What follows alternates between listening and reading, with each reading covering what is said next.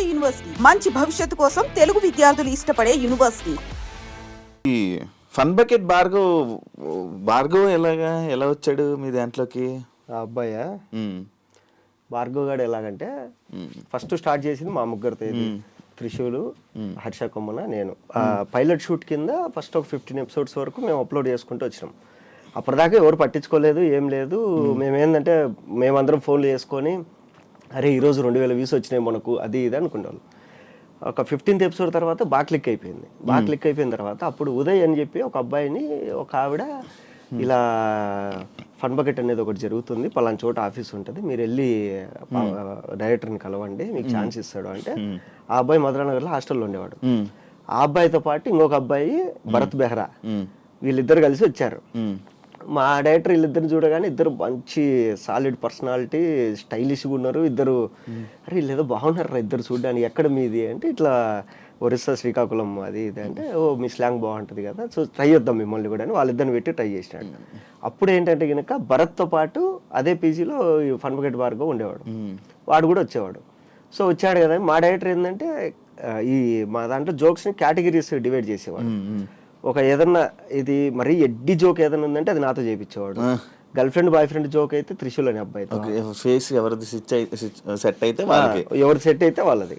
So అలా చేసుకుంటే ఏంటంటే కనుక ఒక ఎపిసోడ్ ఒక 5 నిమిషాలు 10 నిమిషాలు రావాలంటే దాంట్లో ఫిలప్ ఉండాలి కదా. అట్లా భార్గవ్ గారు కూడా నేను చేస్తా అంటే సరే చేరా నువ్వు కూడా ఏదన్నా అని చెప్పేసి వాడిని కూడా పెట్టేవాడు. అంటే ఫన్ బకెట్ నా వల్లే నడిచింది అన్నట్టు మనం అప్పుడు మాట్లాడేవాడు. అండ్ ఇంకోటి అప్పుడు ఏదైతే జరిగిందో దాని తర్వాత fun bucket full bad name అయిందండి మొత్తం, మీరు అందరూ మాట్లాడుకున్నారంటే. బ్యాడ్ నేమ్ మ్యాటర్ ఏంటంటే ఇప్పుడు ఫన్ బకెట్ భార్గవ్ సింపుల్ చెప్తాను, జబర్దస్త్ అనేది ఉంది, దానివల్ల ఒక 50 మంది ఆర్టిస్టులు ఈజీగా ఉన్నారు పేరు వచ్చిన వాళ్ళు. తర్వాత బిగ్ బాస్ అనేది ఉంది, బిగ్ బాస్ వల్ల దగ్గర ఇప్పటికి ఇన్ని సీజన్ల వరకు ఒక 90 మందికి పేరు వచ్చింది. 120. సో అలా మా ఫన్ బకెట్ నుంచి ఒక 15 మంది 20 మంది ఆర్టిస్టులు ఉన్నారు. అందరిలో ఫన్ బకెట్ అనే పేరు దాన్ని సృష్టించిన డైరెక్టర్ పెట్టుకోలేదు. దానివల్ల మేమందరం బతుకుతాం, కానీ మేము కూడా పెట్టుకోలేదు. కానీ ఈడు పెట్టుకున్నాడు, ఈడొక్కడు పెట్టుకున్నాడు ఫన్ బకెట్ భార్గవ్ అని పెట్టుకున్నాడు. తర్వాత ఎక్కడ చూసిన న్యూస్ ఛానల్ చూస్తే ఫన్ బకెట్ భార్గవ్ ఈడేదో చేసేది ఏదో పని చేశాడు, మళ్ళీ మన ఫన్ బకెట్ పేరు పెట్టుకున్నాడు. చూసిన వాళ్ళందరూ మనల్ని అడుగుతారు ఏంది మీ వాడు అది ఇది అని చెప్పి అనుకున్నాం అంతే.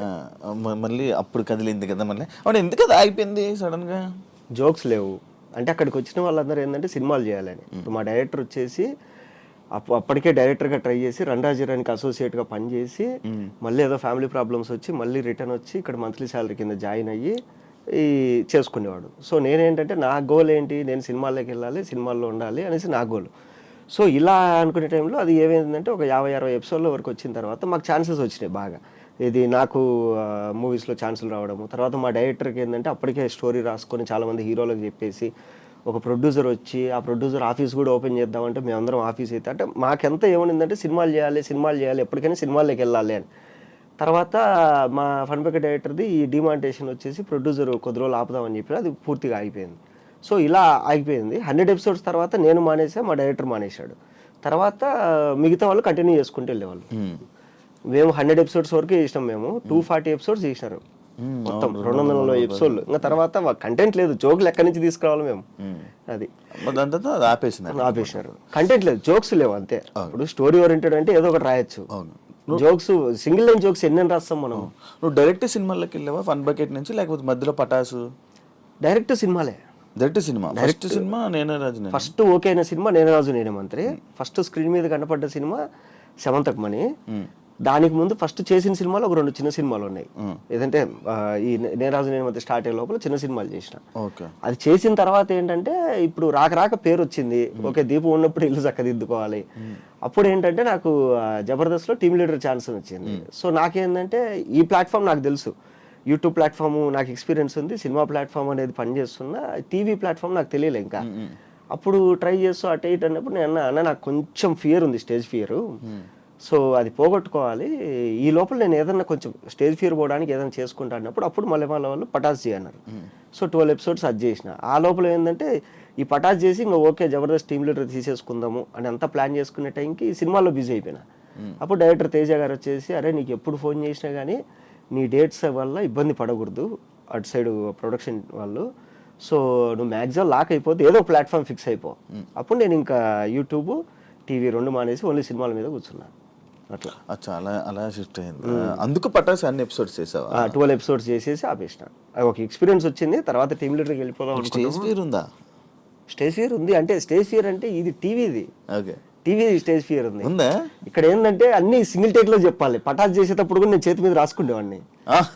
చేతి మీద గన్ పాయింట్స్ రాసుకొని పటాస్ చేస్తూ చేస్తూ మధ్యలో అనుకో చూసుకునేవాడిని. అవునా? ఓకే, అలా